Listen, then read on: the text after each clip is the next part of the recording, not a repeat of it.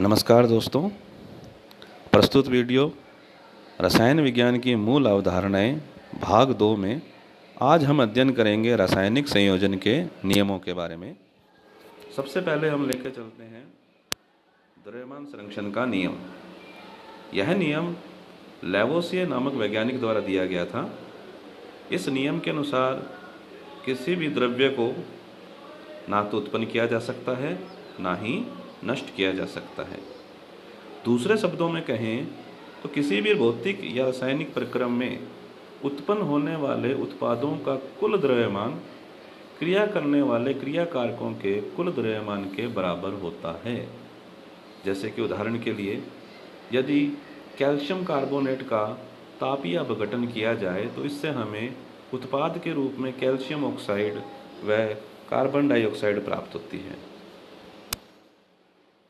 यदि हम एनालिसिस करें तो यदि हम कैल्शियम कार्बोनेट का द्रव्यमान 100 ग्राम लेके चलते हैं तो उत्पन्न होने वाले कैल्शियम ऑक्साइड और CO2 के द्रव्यमानों का जो योग होगा वो भी 100 ग्राम ही होगा।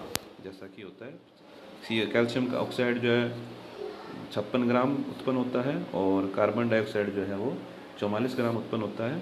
यदि हम 100 ग्राम कैल्शियम कार्बोनेट लेके चलते हैं तो यह अभिक्रिया की स्टोइकियोमेट्री से पता चलता है, जो हम आपसे आगे जिसके बारे में डिस्कस करेंगे।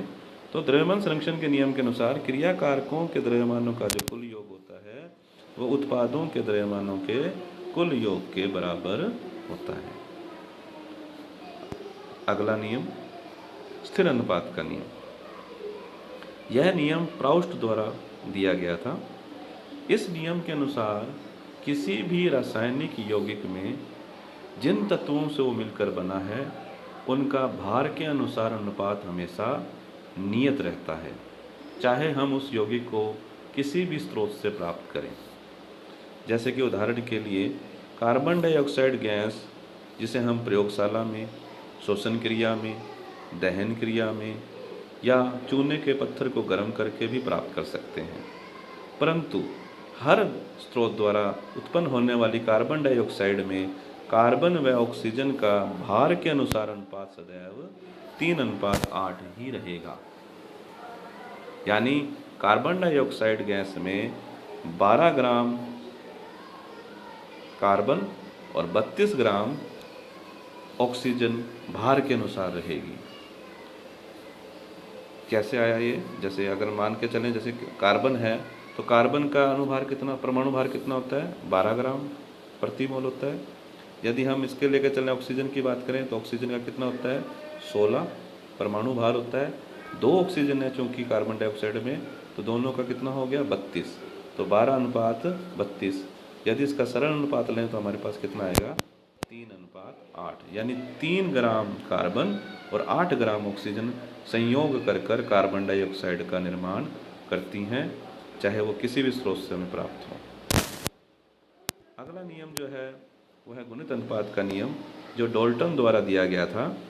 इस नियम के अनुसार जब 2 तत्व मिलकर एक से अधिक यौगिक बनाते हैं, जैसे कार्बन और ऑक्सीजन मिलकर कार्बन डाइऑक्साइड बनाते हैं, कार्बन मोनोऑक्साइड बनाते हैं, हाइड्रोजन और ऑक्सीजन मिलकर जल बनाते हैं H2O, पेरोक्साइड बनाते हैं, हाइड्रोजन पेरोक्साइड बनाते हैं H2O2। ऐसे ही हम बात करें, यदि 2 तत्व मिलकर एक से अधिक यौगिक बनाते हैं तो किसी एक तत्व के वे सभी द्रव्यमान जो दूसरे तत्व के निश्चित द्रव्यमान से संयोग करते हैं में छोटी पूर्ण संख्याओं का अनुपात रहता है। इस चीज़ को हम एक उदाहरण द्वारा समझते हैं। जैसे नाइट्रोजन और ऑक्सीजन है, वो संयोग कर कर विभिन्न प्रकार के नाइट्रोजन के ऑक्साइड बनाते हैं, जैसे कि N2O, NO, N2O3, NO2 और N2O5। नाइट्रोजन का परमाणु भार कितना होता है? 14 और ऑक्सीजन का 16। यदि नाइट्रोजन ऑक्साइड की बात की जाए N2O की, तो N2O में आप देखेंगे कि नाइट्रोजन का भार कितना है? 2 नाइट्रोजन है तो कितना हो गया? 28 ग्राम, और 1 ऑक्सीजन है तो कितना हो गया? 16 ग्राम। ऐसे ही यदि हम बात करें NO की, तो 1 नाइट्रोजन है तो 14 और 1 ऑक्सीजन है तो 16। N2O3 में 2 नाइट्रोजन है तो 28 और 3 ऑक्सीजन है तो 16 गुना 3 48। इसी प्रकार से यदि NO2 की बात की जाए तो NO2 में 1 नाइट्रोजन के 14 और 2 ऑक्सीजन के 32 ग्राम हो गए।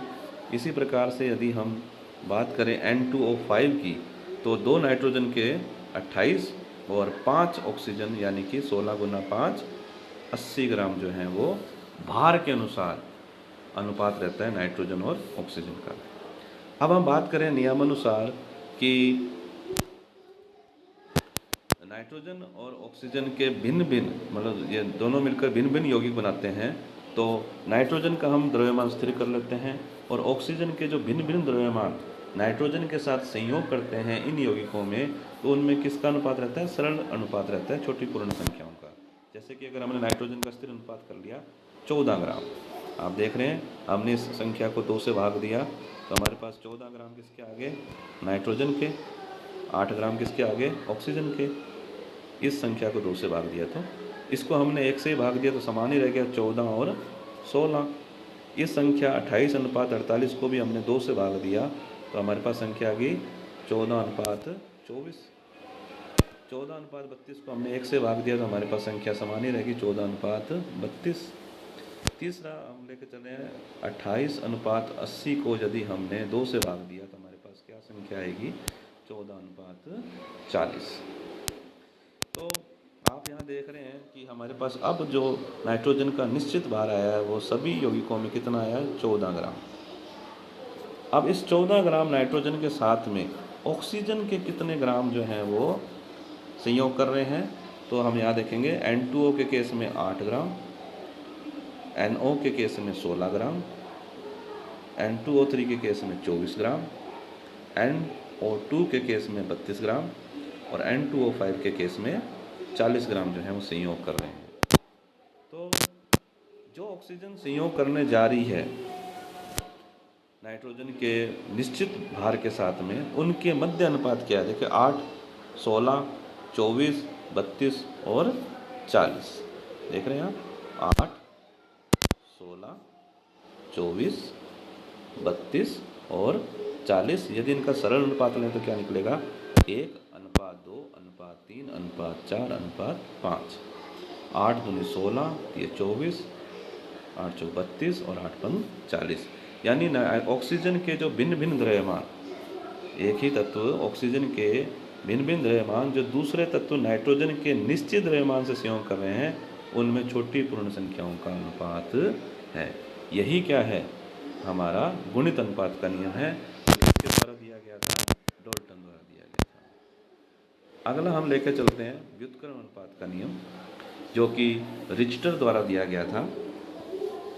यह थोड़ा भिन्न है उससे, गुणित अनुपात के नियम से। इस नियम के अनुसार यदि 2 भिन्न भिन्न तत्व किसी तीसरे तत्व के निश्चित द्रव्यमान के साथ संयोग करते हैं तो उस संयोजन का अनुपात, जो तीसरे तत्व के साथ ये संयोजन करेंगे, उस संयोजन का अनुपात उनके परस्पर संयोजन के अनुपात के या तो समान होता है या सरल गुणक होता है। इसको हम समझने के लिए एक उदाहरण लेकर चलते हैं। जैसे कि सल्फर और ऑक्सीजन 2 तत्व हैं। सल्फर और ऑक्सीजन ये 2 तत्व हैं जो तीसरे तत्व हाइड्रोजन के साथ संयोग कर क्या बनाते हैं?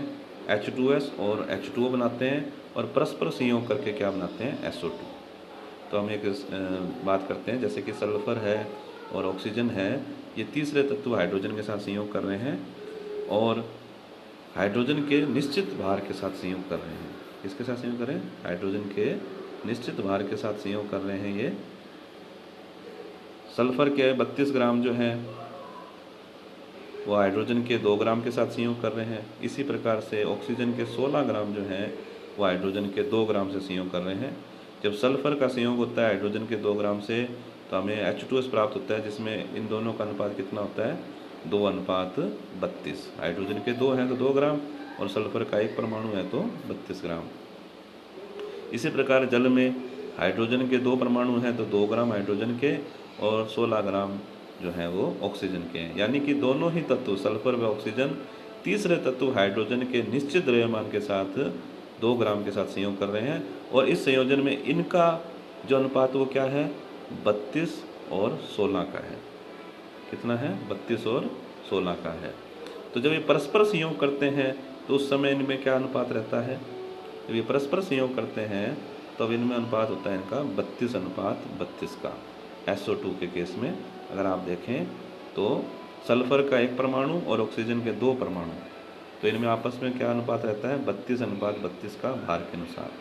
तो यदि H2S की बात की जाए तो यहाँ पर दोनों के बीच में अनुपात क्या है, 2 अनुपात 32। ऐसे ही H2O में क्या अनुपात है, 2 अनुपात 16, यानी सल्फर के 32 और ऑक्सीजन के 16, तो 32 अनुपात 16 मतलब कितना हुआ, 2 अनुपात 1। सल्फर व ऑक्सीजन जब तीसरे परमाणु हाइड्रोजन के निश्चित भार 2 ग्राम से संयोग कर रहे हैं तब इनके मध्य इस संयोजन का अनुपात कितना है, 2 अनुपात 1 का है। और जब ये परस्पर संयोजन करते हैं तब ये अनुपात कितना होता है, 32 अनुपात 32, यानी 1 अनुपात 1।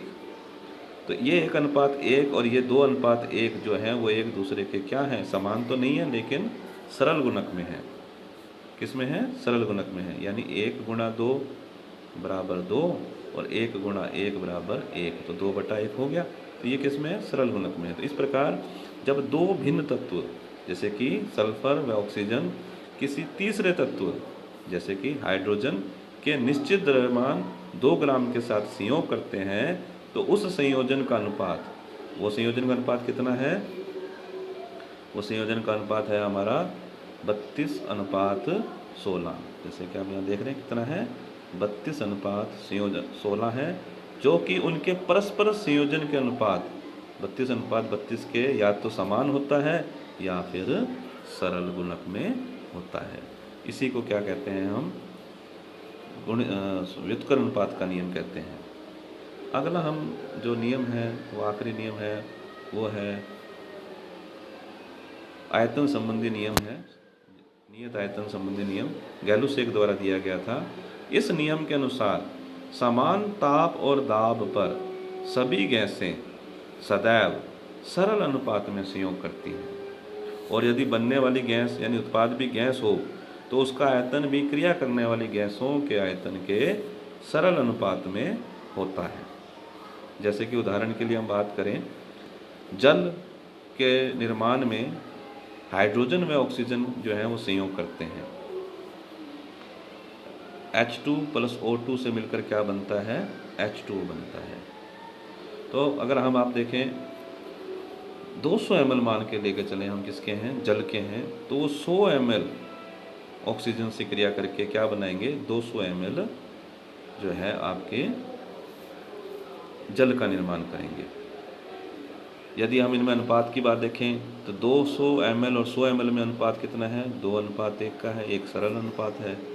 और यदि हम निर्माण होने वाली अगर हमारे जल है अगर वो भी वाष्प के रूप में है तो इसका भी अगर हम देखें तो हाइड्रोजन की तुलना में अनुपात क्या रहेगा, हाइड्रोजन की तुलना के अनुपात 2 अनुपात 2, यानी कि 1 अनुपात 1 हो जाएगा। 200 ml और 200 ml का अनुपात कितना हुआ, 1 अनुपात 1। और यदि ऑक्सीजन की बात करें 100 ml की, तो 100 ml से कितना बना, 200 ml, तो ये भी अनुपात कितना हो जाएगा, 1 अनुपात 2 होगा। यानी जब भी समान और ताप और दाब पर गैसें आपस में क्रियाएं करती हैं तो अपने आयतन के सरल अनुपात में क्रिया करती हैं। और यदि बनने वाला उत्पाद भी गैस हो तो वो भी क्रियाकारी गैसों के आयतन के सरल अनुपात में होता है। तो समझता हूँ मित्रों कि आपको प्रस्तुत वीडियो जो है वो काफ़ी उपयोगी रहेगा आपके अध्ययन के लिए। अगर आपको पसंद आया हो तो आप इसको प्लीज़ लाइक कीजिए और मेरे चैनल को सब्सक्राइब कीजिए। धन्यवाद।